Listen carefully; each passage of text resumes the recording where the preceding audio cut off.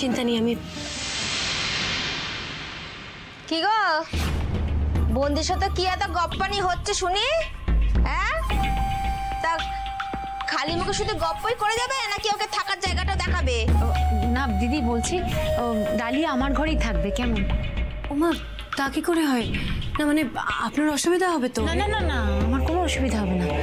বাবা, হ্যাঁ, এই মাসিকে আবার আপনি আগে কিসের? তখনও দেখলাম মাসিকে চিনতে পারছো না। ওই সামনে ছিল, তাও জিজ্ঞেস করছিলে চিত্রা চাটুর্যের বাড়ি কোনটা। এই ব্যাপারখানা কি গো তোমার? হ্যাঁ, সারা বছরে কি মাসির মুখখানা দেখো না? না না দিদি, কি হয়েছে বলো তো, ও ছোটবেলার থেকে অন্য রাজ্যে পড়াশোনা করেছে। ছোটবেলা একবার দেখেছিল, তারপরে আর তো দেখা হয়নি। এতদিন বাদে দেখেছে তো, তাই মনে নেই। বলছি তুমি চিন্তা করো না ডালি, আমার আরেকটা ঘর আছে, আমি সেখানে থেকে যাব। বাবা চিত্রা, হ্যাঁ, বন্দির সামনে একেবারে পাল্টি খেয়ে গেলে। তখন যে বললে ওই ঘর টাকা যায় না, ওই ঘরে ইঁদুর বাদুরের বাস।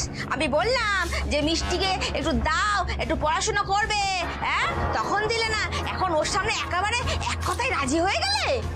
মাসি কি মাসি, আপনি মানে তুমি ওই ঘরে কি করে থাকবে?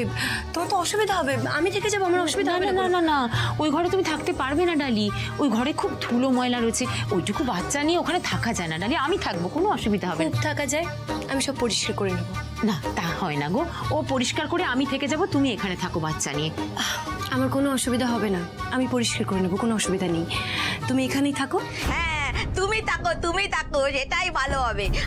এই সুযোগে ঘরটাও একটু সাজিয়ে গুছিয়ে রাখবে, আর ঘর থেকে চারটি ধুলো পরিষ্কার করে দেবে। হ্যাঁ, আর এই চিন্তা তো কাজকর্ম তেমন একটু করতে পারে না তো, অলস। হ্যাঁ,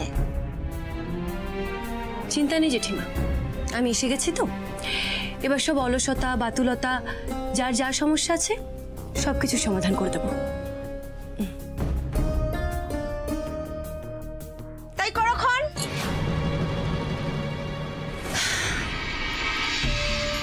বলছি ও এখানেই থাকুক, আমরা বরং যাই, ওই ঘরটা ঠিক করে নিই।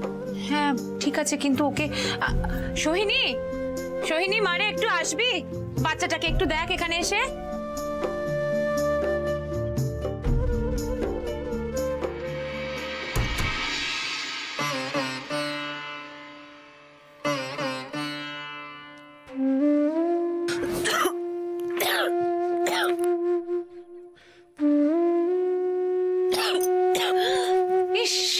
দেখেছো, আমি বললাম তুমি পারবে না, এখানে বড্ড ধুলো।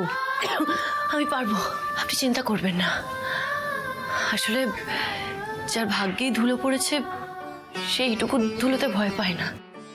ঠিক আছে, আমি কিছুটা এগিয়ে দিয়ে যাই। না না না না না, করতে হবে না, আমি আমি আমি করে নেবো, আমি করে নিতে পারবো। বলি বেলা গড়িয়ে সূর্যি ডুবতে চললো, আজ কি খাবার দাবার কিছু জুটবে নাকি পেটেও চারটি ধুলো ভরে নেব? মিষ্টি কিন্তু মোটেও খিদে সহ্য করতে পারে না। মন্দির থেকে সবাই এসেই কিন্তু খাবার চাইবে। আসছি, আমি এক্ষুনি করে দিচ্ছি। ও ডালি, তুমি একটু এগোবে, আমি ততক্ষণ একটু রান্নাটা এগিয়ে দিয়ে আসি, আমি আবার বাকিটা করে দেবো এসেই। আমি করে নিতে পারবো, চিন্তা নেই। আচ্ছা ঠিক আছে, আমি আসছি, যত তাড়াতাড়ি পারছি আসছি।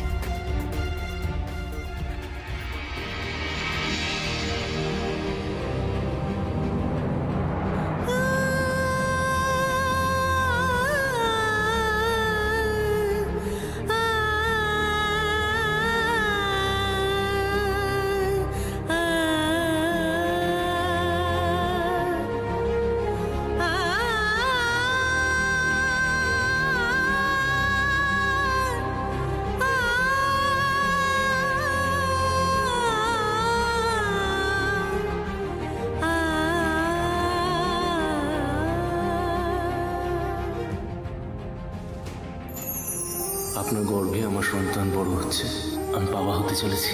এর থেকে বেশি আনন্দের আমার কাছে আর কিচ্ছু হতে পারে না। এখন তো একটা দিন একটা বছরের থেকেও বেশি মনে হয়।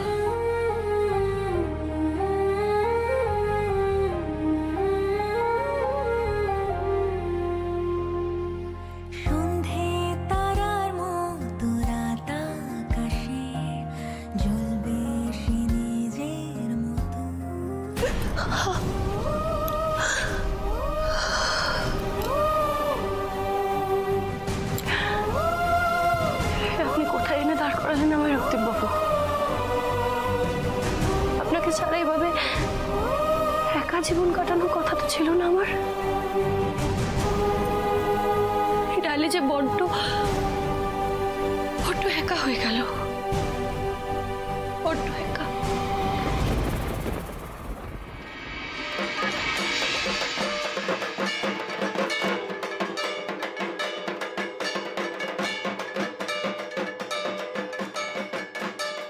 বলছি ওই ভারী শিবলিঙ্গটা ও একা আনতে গেল? সাহস বটে ছেলেটার। আমার তো চিন্তায় জান শুকিয়ে যাচ্ছে।